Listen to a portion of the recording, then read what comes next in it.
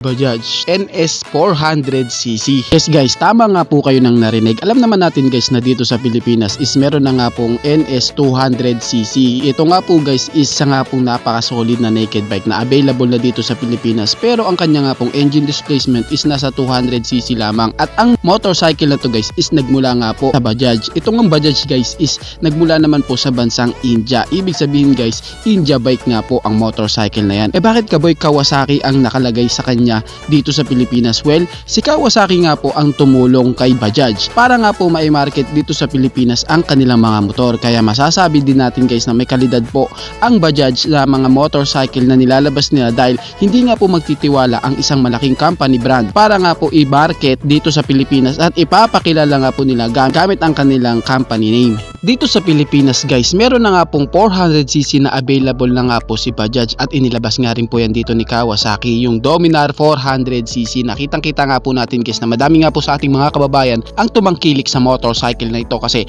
makikitaan din naman talaga po natin ng napakasulit po ng 400cc na Dominar na ito. Kaya katulad nga po sa senaryo na ito, tsak nga po na talaga namang inaabangan din po ang NS 400cc na yan dito na ilabas nga po sa Pilipinas ni Kawasaki. Yes po, si Kawasaki nga po ang magdi-dealer ng motorcycle na yan. Ayon nga po sa isang article guys, ang NS 400cc nga daw po na ilalabas ni Bajaj is meron nga po talagang napaka-aggressive na itsura and more on futuristic design. Samahan mo pa po sa kanyang upright position pero aggressive looking and more comfortability dahil sa naka-upright position nga po ang body posture ng rider dito. Makakaasa din po na ang bagong NS 400cc is meron nga pong mga bagong technology na ilalagay and mga sulit na features and syempre karagdagan pa yung kanya nga pong sulit na mga specs. Kung pag-uusapan nga po natin ang physical appearance ng NS 400cc guys, makikitaan din po talaga natin siya na talaga naman pong napakaangas po and more futuristic design. Samahan mo pa po sa kahit nga po naked bike po ang motorcycle na ito is meron din po siyang aerodynamics design. Maaangas ang kanya nga pong mga cuts ng kanyang fairings and meron nga pong bulky body shape sa harapan na samantalang sa likuran naman po is meron nga pong tail part na slim na talagang karagdagang futuristic design. Syempre alam naman natin guys na sa panahon natin sa ngayon ang mga bago nga pong mga modelo ng motorcycle is patusok na nga po ang mga tail part nito. Isinunod na nga rin po ni Bajaj ang tail part ng NS 400 sa mga bagong motorcycle na lumalabas ng mga ibang brand. Kaya makikipagsabahin din po talaga ang NS 400cc sa ibang mga motorcycle naked bike ng ibang motorcycle brand. Ngayon guys, pag-usapan naman po natin kung ano nga ba ang dapat nating abangan sa bagong NS 400cc ni Bajaj na ilalabas nga po na sure na ilalabas. Pagdating nga guys sa kanyang engine displacement, makakaasa nga po tayo na meron nga po itong 373.2 cubic centimeter engine displacement. Ha? 373.2 cubic centimeter engine displacement lang? Paano mo nasabing 400cc yan? Well, alam nyo ba guys na dito sa Pilipinas is meron pong mga lumalabas na 400cc na hindi po talaga accurate ang engine displacement nila na 400 cubic centimeter engine displacement. Bali sa papel lamang po ginagawang 400cc ito. Kaya po nagkakaroon ng karagdagang kaukulang price range ang isang motorcycle na nasa 400cc ang engine displacement dahil din po sa paglakad nito. Katulad nga po sa senaryo ni Dominar 400cc ni Kawasaki dito sa Pilipinas guys is ganito din po ang senaryo. Hindi din po siya talaga eksaktong 400 cubic centimeter engine displacement ang kanyang makina. Bali ito po is inilalakad lamang po ng company na gawin nga pong 400cc ang kanyang engine displacement sa papel. Ang kanya nga pong makina guys is meron nga pong 3-port spark plug and syempre pagdating po sa kanyang cooling system, siya nga po is naka liquid cooled engine and pagdating naman po sa kanyang fuel system, siya po is naka fuel injected na. Syempre alam naman natin guys na talagang hinahabol din natin sa isang naked bike yung kanyang power performance. Pagdating nga po sa kanyang power output, pagdating po sa kanyang maximum power, meron nga po siyang 43 HP at 9,000 RPM and meron naman siyang maximum torque na 35 Newton meter of torque at 7,000 RPM. Syempre isa sa pinagmamalaki po ng Bajaj yung kanya nga pong 6-speed gearbox na talaga naman pong napaka-smooth. Samahan mo pa sa specs na meron nga po siyang sleeper clutch. Alam naman natin guys na ang sleeper clutch is kailangan talaga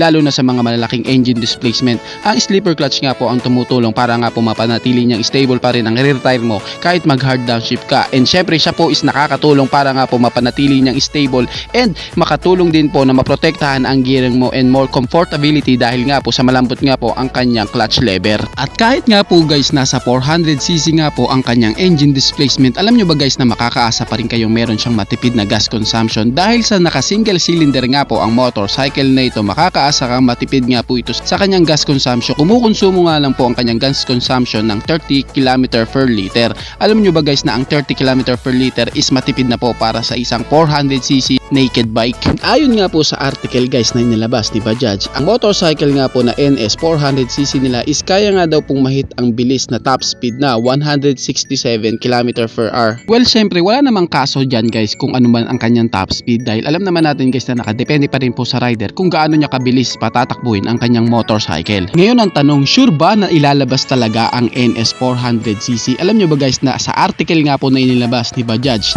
confirm na nga po na ilalabas nga daw po ang NS 400cc sa taon nga pong 2024. Kailan naman sa 2024? Ito nga daw guys is ilalabas sa buwan ng June 2024. Yes po, confirm na yan guys, talaga pong magkakatotoo na ilalabas na nga po ang motorcycle na ito. Talagang inaabangan ng karamihan. Pero ito guys is ilalabas ng June 2024 sa bansang India pa lamang. Ngayon ang tanong, ilalabas kaya yan sa Pilipinas? Well, syempre naman guys, alam naman natin guys na si Bajaj is isa nga po sa target market nila ang bansang Pilipinas dahil dito nga po sa bansa natin is in demand po talaga ang mga 400cc engine displacement na motorcycle. At dahil nga po sa una nilang inilabas na Dominar 400cc na nagkaroon nga po ng magandang resulta na naging mabenta dito sa Pilipinas, tsak nga po na ilalabas din nila ang NS 400cc dito sa Pilipinas. Dahil ito nga pong motorcycle na ito is meron na nga pong futuristic design sa mga pa sa ganyang bodyworks na talaga naman napakasulit. Meron nga rin pong mga features and siyempre safety features guys. Makakaasa tayo na meron siyang ABS o anti-lock braking system, meron na rin po siyang cruise control, meron din siyang traction control na makakaasa kang talagang napakasulit po ng naked bike na ito. Kaya makakaasa tayo guys na itong motorcycle na ito is ilalabas din dito sa Pilipinas. Ang Pulsar NS 400cc Motorstar Z400V. Yes po, isa nga po ito guys na rumor pa lamang. At ito nga pong motorcycle na ito guys is dapat natin talagang abangan dahil isa nga po ito sa pasabog ni Motorstar. Alam naman natin guys na kapag rumor, medyo 50-50 pa po tayo dito sa bagay na ito. Alam natin guys na dito sa Pilipinas guys, si Rusi at si Motorstar po talaga ang nagkokompetensya pagdating nga po sa pagmamarket ng kanilang mga motor. At alam naman natin guys na si Rusi is talaga naman pong upgraded na pagdating sa pag-aangkat ng kanilang mga motor. Meron na din po silang mga 400cc na available dito sa Pilipinas na kanila nga pong ibinibenta. At pagdating nga po sa senaryo kay Motorstar, kitang-kita natin guys na napag-iiwanan na talaga siya. Sa una nga pong senaryo pa'y kinalaman sa 400cc kung sinong unang naglabas dito sa ating bansa, makikita natin guys na nangingibabaw talaga dyan si Motorstar. Si Motorstar nga po ang unang naglabas sa dalawang brand na ito dito sa Pilipinas ng 400cc. Ito nga pong Cafe 400cc. At ngayon nga pong 2023 guys, talagang kitang-kitang na pag-iiwanan na po ang brand na Motorstar ni Rusi. Kasi si Rusi guys is marami na din talagang inilabas na mga bagong motor, pero kapansin-pansin guys na si Motorstar is sa mga small engine displacement lang sila naglalabas. Pero ngayon nga guys is meron nga pong kumakalat na isang rumor na maglalabas nga daw po si Motorstar ng isang 400cc na talaga naman pong napakaangas ng itsura nito. Ito nga guys is na talagang kaabang-abang kasi guys tunog-tunugan nga daw po na ang motor na ito is meron nga pong futuristic na disenyo. Sabi nga po sa ilang pang chismis marites guys, sasabay na din daw po ang power output ng kanilang inaabangan na motor ni Motorstar dito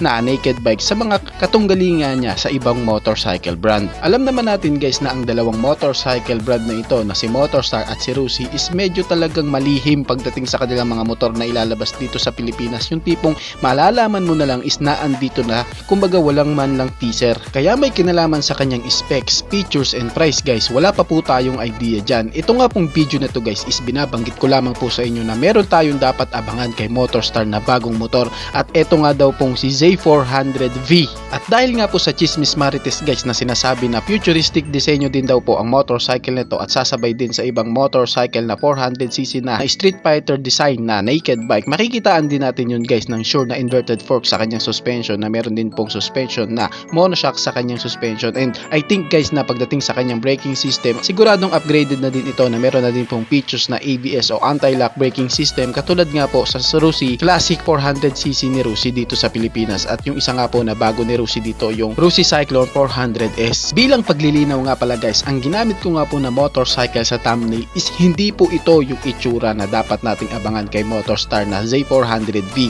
Ginawa ko lang po o ginamit ko lang po ang motorcycle nito dahil sa wala pa pong actual photo ng motorcycle na iyon. Kapansin-pansin guys na agad ko nga pong ginawan ng video ang about sa 400cc na ito, kasi kitang-kita din naman natin guys sa senaryo ni Rusi Cyclone 400S na biglaan na nga lang pong dumating yan dito sa Pilipinas. Yung tipong wala man lang tayong kahit hint, yung tipong alam lang natin na meron demo unit dito, pero ito nga pong motor na to guys is meron nga pong nagtimbre sa akin o isang source na talagang mapapaniwalaan na meron nga po daw na ilalabas si Motorstar na bagong 400cc na kanila nga pong iniluluto, yung tipong binabalak ilabas dito sa Pilipinas. Pero ganun pa man guys, ang Motorstar Z400V is isa pa lamang pong rumor, kung tipong nasa 50-50 stage pa po tayo pwedeng lumabas dito o iangkat ni Motorstar, or pwede din pong hindi. Kaya may kinalaman nga po sa update, may kinalaman sa motorcycle nito guys, agad ko din po kayong sasabihan, at syempre more on tututukan ko talaga to guys para ma-update kayo kung ano-ano ang mga mangyayari tungkol nga po sa 400cc na ito. Madami nga po tayong dapat abangan sa 400cc na ito, katulad lang po ng kanyang itsura, kung ano nga ba o kung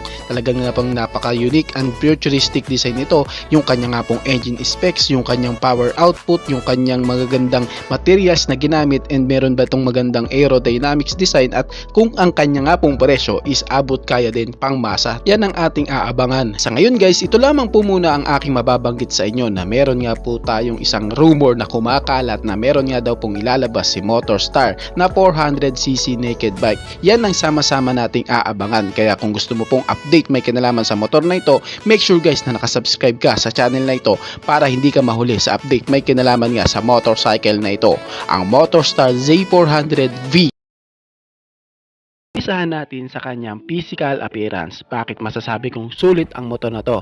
Yes po, kita naman talaga na sobrang unique ng kanyang disenyo, lalo na sa kanyang single-sided swing arm na kadalasang makikita ang mga ganyang concept sa mga naked bike ni MB Agusta. Syempre kung usapang looks, kita naman sa kanyang headlight na mas lalong aggressive looking na para bang nakasakay ka sa napaka-bulky na lobo.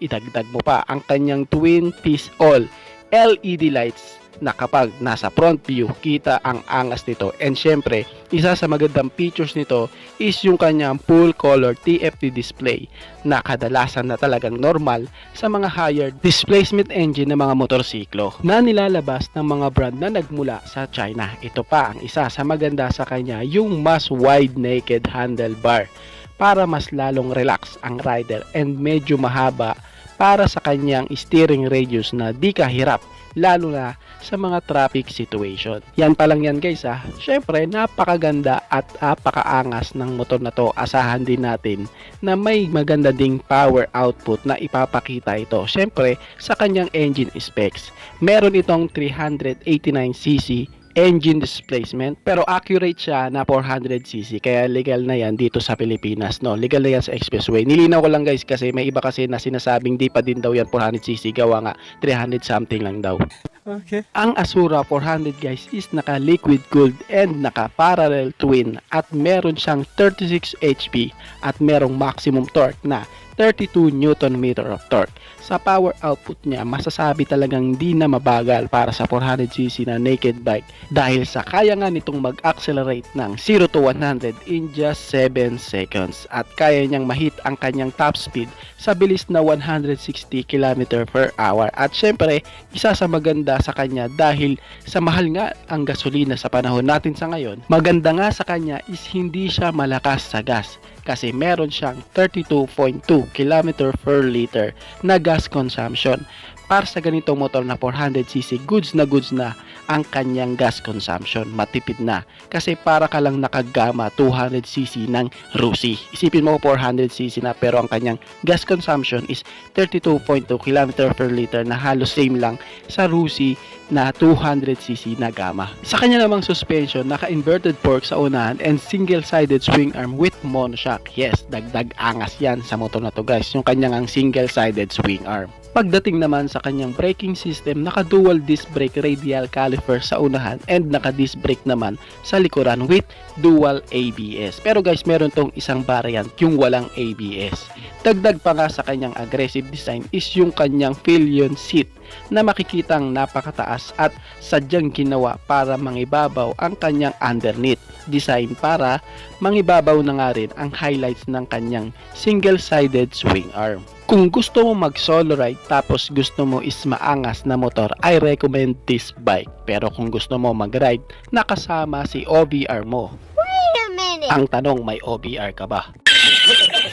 By the way, kung meron, sa tingin ko di ko mare-recommend ito, pero nakadepende pa din yan sa inyo. Well, kaya ko lang naman nasabi kasi sa taas ng kanyang pillion seat at sa liit nito, masasabing mahihirapan si OBR mo. Well, nasa sa inyo pa din naman yan guys. Mas lalong naging bulky ang design ng Azura 400 dahil sa kanyang tank. Well, sinadya talaga na medyo malaki to dahil sa pwede ito sa mga long ride. Kasi kahit malaki ang motor na to, relax naman ang body posture mo dito. And syempre, meron siyang fuel tank capacity na 16 liters. Magkano naman kaya ang presyo nito? Well, meron itong 2 variant. Tulad nga na nabanggit ko kanina. Yung high-end variant is nagkakahalaga ng 29,800 yuan na kung i-convert natin sa Philippine money, ito ay papalo sa presyo na 211,800 pesos.